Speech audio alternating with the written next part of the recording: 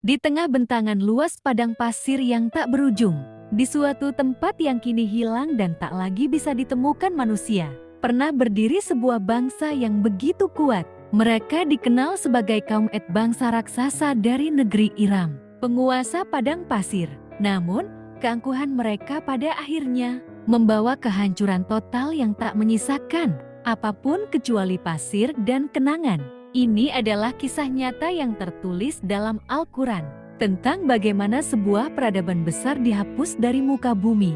Kaum Et tinggal di daerah bernama Al-Ahqaf, wilayah berpasir luas yang kini dipercaya terletak di wilayah Hadramaut, Yaman atau Oman modern.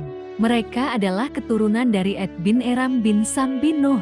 Ya, mereka adalah generasi awal setelah peristiwa banjir besar Nabi Nuh a.s. Kaum ini tidak seperti manusia biasa.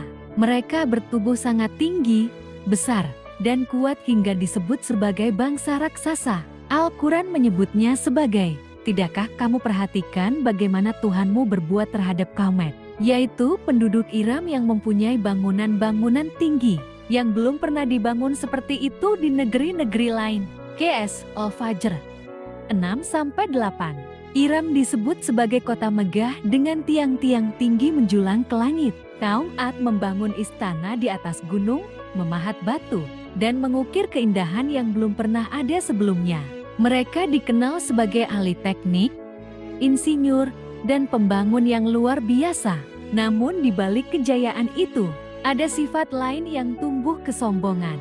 Mereka tidak menyembah Allah, tetapi menyembah berhala-berhala, memuja kekuatan fisik dan materi yang mereka miliki. Diutuslah seorang nabi dari kalangan mereka sendiri, Hades, seorang yang jujur, sabar, dan penuh kasih kepada kaumnya. Ia mengingatkan mereka untuk kembali menyembah Allah, satu-satunya Tuhan yang menciptakan mereka, gunung-gunung, dan langit yang luas. Had berkata, "Wahai kaumku, sembahlah Allah, tidak ada Tuhan selain Dia.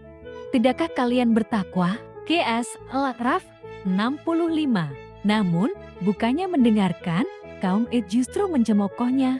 Mereka berkata, "Siapa yang lebih kuat dari kami?" Mereka membanggakan tubuh mereka yang besar, kekayaan mereka yang melimpah, dan kekuatan mereka yang tak terkalahkan.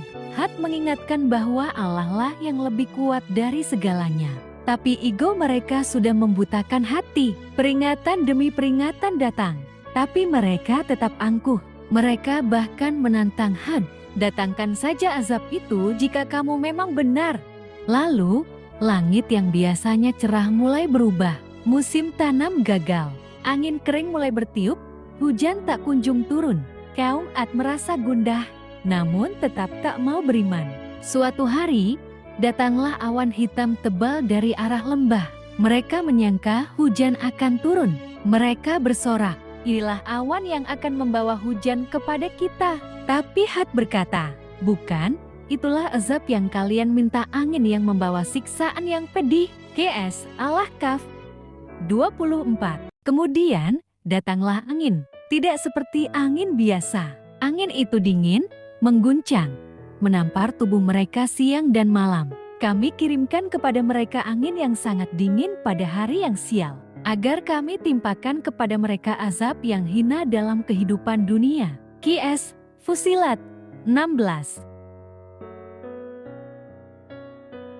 Tahun 1990 N. Citra satelit NASA menemukan jejak jalan kuno yang mengarah ke wilayah misterius di Rab Al-Hali, gurun terbesar di dunia. Diyakini tempat itulah lokasi Iram dan kaum Ad yang hilang. Namun belum ada yang bisa memastikan secara pasti. Kaum Ad pun menjadi pelajaran abadi. Mereka disebut berulang kali dalam Al-Quran sebagai peringatan bagi orang-orang yang sombong dan ingkar. Kejayaan bukan jaminan keselamatan, kekuatan bukan tanda kebenaran, dan kekayaan bukan perlindungan dari azab Tuhan. Kaum Et telah membuktikan itu semua. Hari ini, kita hanya bisa mengingat mereka melalui ayat-ayat suci dan jejak samar di padang pasir yang terhapus waktu. Maka ambillah pelajaran, wahai orang-orang yang berakal. QS Al-Hasir 2.